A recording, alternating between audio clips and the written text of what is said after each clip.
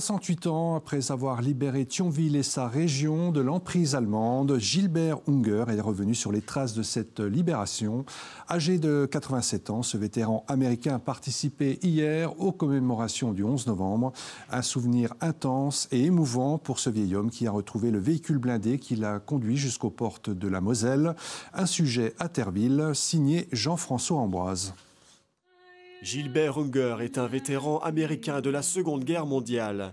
Le secteur de Terville ne lui est pas inconnu puisqu'en novembre 1944, il l'a libéré avec ses compagnons de la 90e division d'infanterie.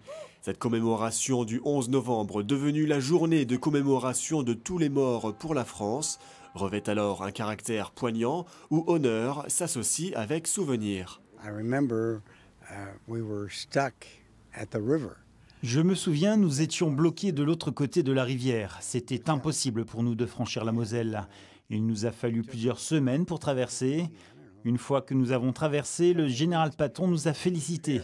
Pour lui, c'était le franchissement de pont le plus spectaculaire, le plus réussi de cette libération. C'était très difficile, notamment à cause de la résistance ennemie et du temps. Les conditions climatiques à ce moment-là étaient notre pire ennemi, de la boue, de la pluie continuellement.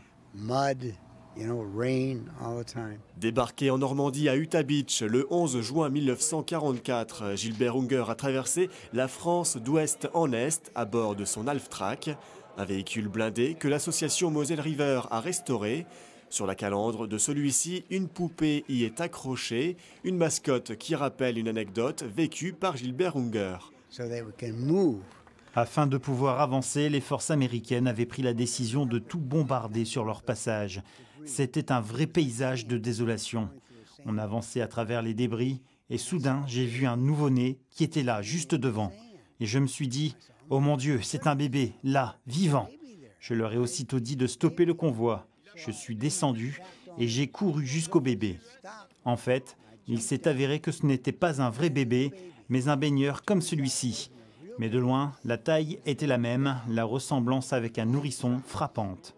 Quand je suis retourné vers le véhicule, je me suis dit « mais qu'allons-nous en faire ?» Et nous avons décidé de l'attacher comme cela à l'avant du véhicule et de rebaptiser ce véhicule le Baby Buggy. Aujourd'hui, Gilbert Unger a 87 ans. Il est né et vit toujours à Dayton, dans l'Ohio. Avec lui, de nombreux souvenirs partagés lors de ces rassemblements, essentiels pour conserver et transmettre le devoir de mémoire. Un homme comme lui est porteur d'une émotion profonde. Et cette émotion circule entre les personnes. Et vous l'avez ressenti dans la salle, il y a de la joie, de la paix et beaucoup de plaisir pour toutes les personnes qui sont là à être ensemble. Et en ce sens-là, effectivement, tout ça se passe autour de lui. Et vous avez vu, il a toujours la même émotion lorsque l'on évoque ses souvenirs et la même volonté de rappeler ce qui s'est passé, la même volonté de faire comprendre. Et le résumé de ce qu'il dit dans ses paroles qui sont adressées aux enfants, dites-vous toujours qu'il y a bien d'autres manières de régler les problèmes que la guerre.